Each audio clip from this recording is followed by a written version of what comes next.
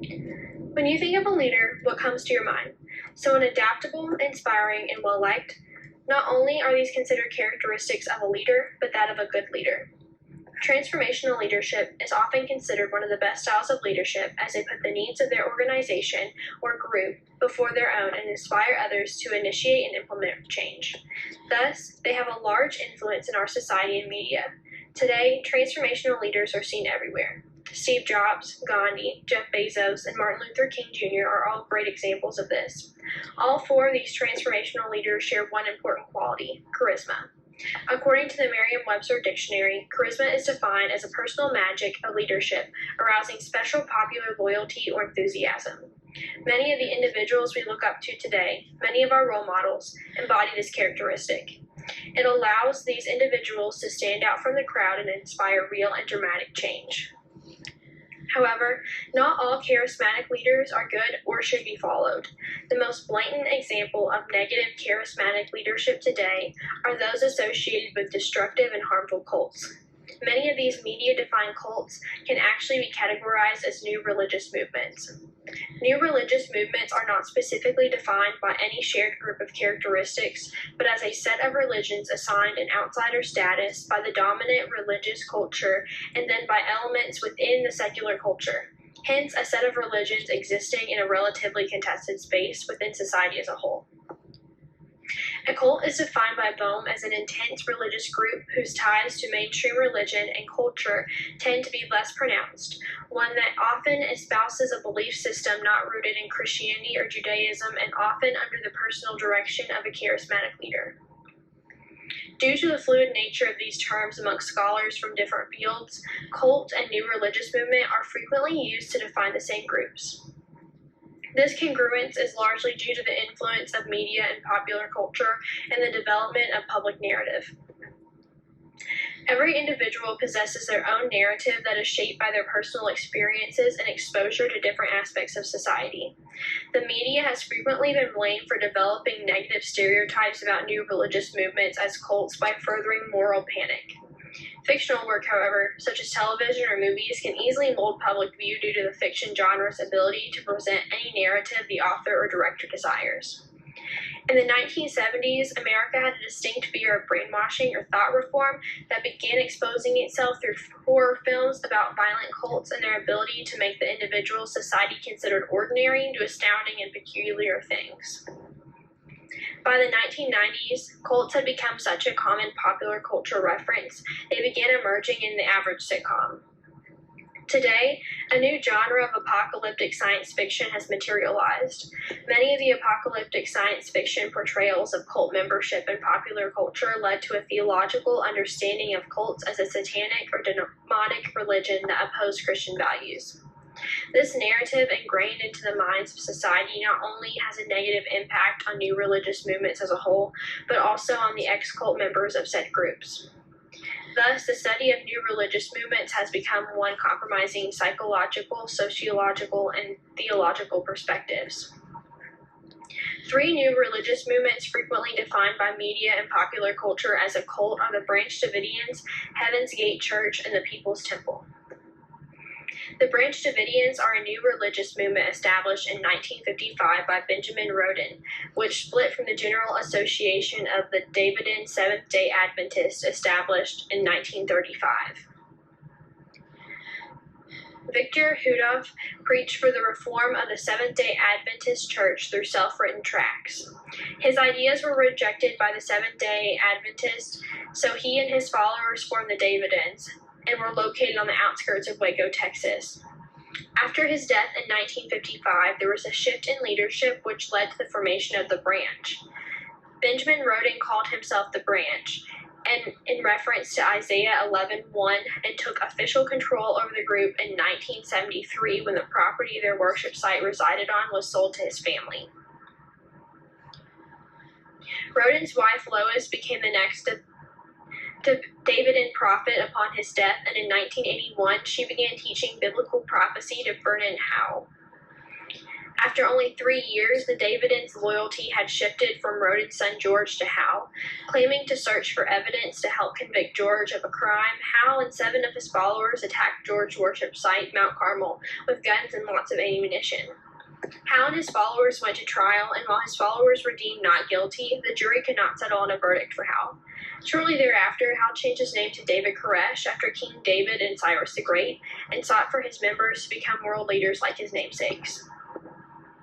Koresh began preaching to his followers that he was the Lamb identified in Revelation 5:2, suggesting he was the one who would pave the way for Jesus Christ's second coming. Sexual abuse claims and illegal weapons violations led to an attempted search of Koresh's compound by the Bureau of Alcohol, Tobacco, and Firearms. After 2 hours of trying to enter, ATF's ammunition ran low. In the process of the siege, several agents were killed or injured, which led to the involvement of the FBI. The standoff lasted a total of 51 days. The FBI were able to negotiate the release of 19 children from the compound before moving into a final siege. This final siege involved tear gas, armored vehicles, and heavy weaponry. The day of the final siege, 3 fires broke out within the compound. Of the Branch Davidians in the compound, all but 9 died from gunshot, falling debris, or suffocation from the fire. Following the siege, many of the remaining Branch Davidians were convicted with a variety of charges. Bonnie Nettle and Marshall Applewhite met unexpectedly in 1972 and immediately felt a spiritual connection to one another. In later writings, Applewhite stated he felt as if he had known one another in a past life. With their undeniable connection, they underwent a spiritual journey together. At the end of their journey, the pair came to the conclusion that they were the Revelation's two witnesses. They began referring to each other as the two.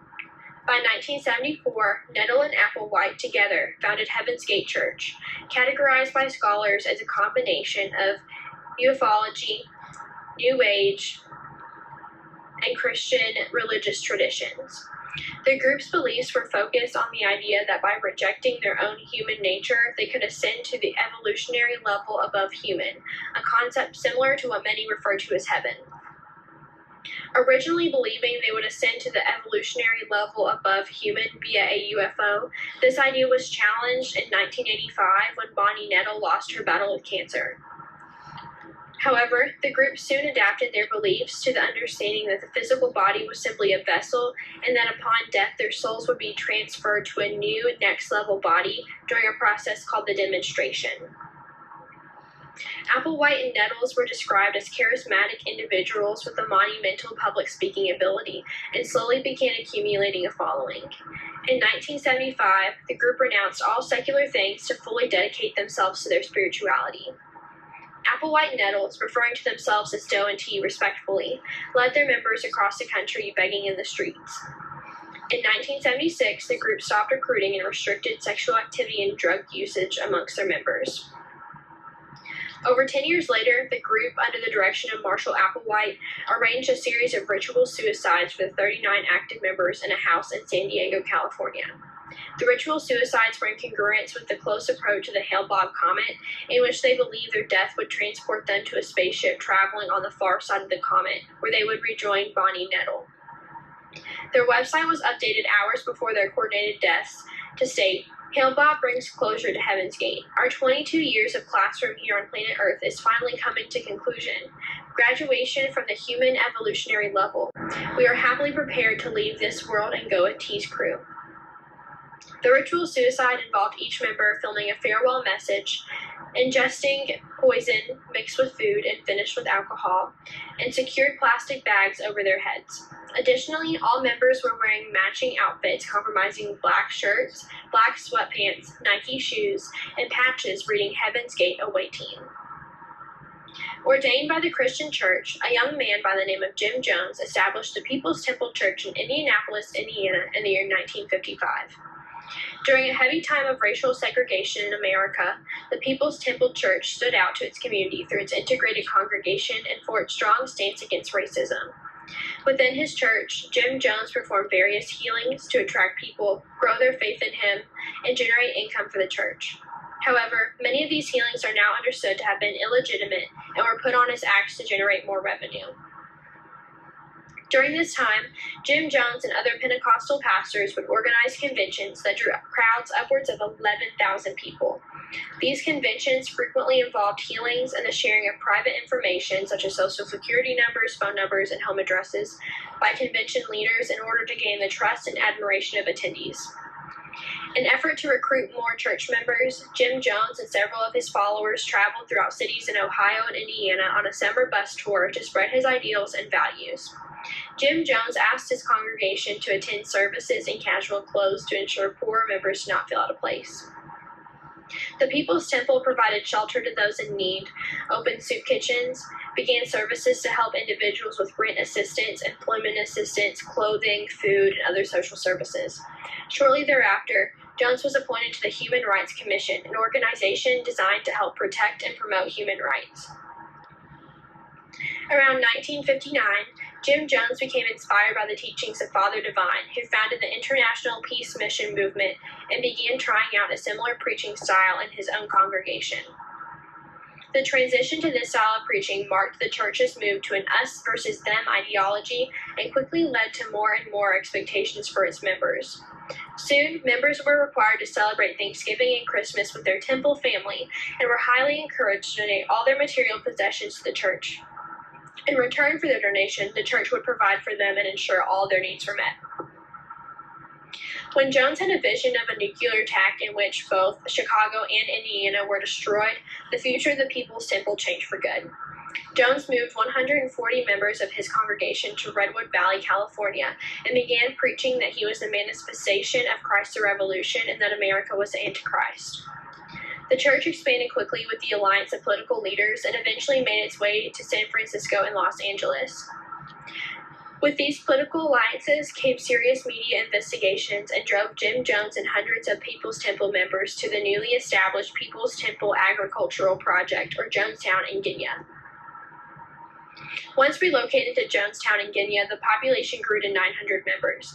Investigating claims of abuse and sexual assault made by the family of Temple members, Leo Ryan traveled to Jonestown. Throughout his visit, many Temple members expressed desire to travel back to America with him, and upon leaving, they went with him to the airstrip, where they were met by Temple members who opened fire on the group, killing Leo Ryan and several others. That same night, Jim Jones instructed his followers to give their children a poison-laced drink and then take it themselves. Some Temple members tried to flee, but few were successful. A total of 918 people died, including about 300 children. That night, Jim Jones also committed suicide by a gunshot wound to the head. Until 9/11, this was the single greatest loss of American civilian life in one deliberate act. These new religious movements, the Branch Davidians, Heaven's Gate Church, and the People's Temple, can all be defined by an even more specific term: destructive cults. Destructive cults are those associated with 10 or more deaths and share specific predictive behaviors leading up to the deaths. Destructive cults are typically the ones referenced in popular and entertainment media, but the reputation is projected onto all cults and new religious movements. In many cases, such as that with the 3 new religious movements referenced, there are warning signs that could indicate the possibility of a group becoming destructive and leading to death. Some of these predictive behaviors are 1. Movement separating itself from society.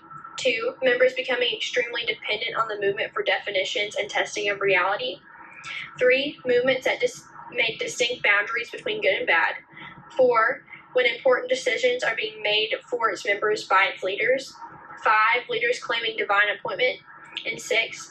Movements or leaders within a single goal or motivation. The difference between transformational leadership and negative charismatic leadership are subtle, and at times the only difference is the intent of the leader. In the beginning, destructive cult leaders do not do anything out of the ordinary to gain followers. They simply know how to present themselves and their beliefs in a favorable way through influence and manipulation. They are charismatic leaders, skilled in their ability to perceive an individual's vulnerabilities and desires, which allow them to be whatever the member needed them to be. One way many of these leaders gain admiration and following is by exploiting human nature's desire to be a part of something bigger than themselves and convincing those leaders' potential followers to associate that leader with positive attributes that the leader doesn't actually possess. Often, destructive charismatic leaders are able to convince their followers that the leader's ideas are their own. Once this connection has occurred, it's often difficult for the followers to separate themselves from their leader's ideas and message. And additionally, destructive charismatic leaders make it increasingly difficult to leave due to the investments the member has contributed to the group as a whole. In some instances, destructive cult leaders and their followers have exhibited behaviors commonly associated with personality disorders. It has been suggested that many cult leaders exhibit antisocial personality disorder, and followers or group members show signs of dependent personality disorder.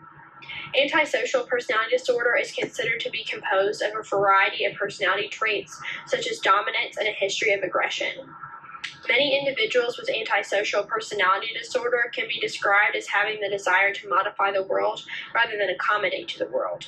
In addition, many persons exhibiting traits associated with antisocial personality disorder, such as Jim Jones, David Koresh, and Marshall Applewhite, lack the ability to genuinely experience empathy towards others, which prevents them from allowing other emotional feedback to alter their life.